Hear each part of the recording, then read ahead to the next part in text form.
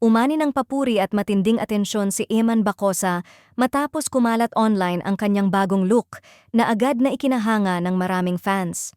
Sa larawang kumalat, kapansin-pansin ang mas malinis at mas mature na dating ni Eman. Simple, ngunit lalong na-emphasize ang kanyang facial features, lalo na ang kanyang mga mata at jawline na ayon sa netizens ay mas lalong tumingkad.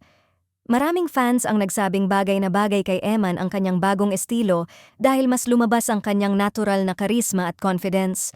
Ayon sa ilan, hindi raw kailangan ng bonggang ayos dahil sapat na ang kanyang aura para makatawag pansin. May mga nagkomento rin na halatang mas pinong at mas composed ang dating niya ngayon, bagay na nagbibigay ng mas leading man vibe.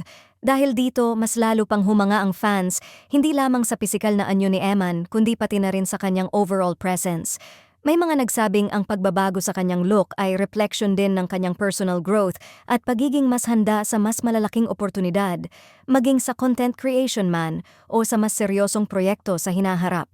Hindi rin naiwasan ng fans na muling iugnay ang pangalan ni Jillian Ward sa usapin. Ayon sa maraming netizens, mas lalong bagay ang dalawa kung pagbabasehan ang kanilang visuals at aura. Para sa fans, pareho raw silang may fresh, classy at natural na appeal na bihirang makita, kaya't lalong lumalakas ang clamor na sana ay makita silang magkasama sa isang proyekto or collaboration.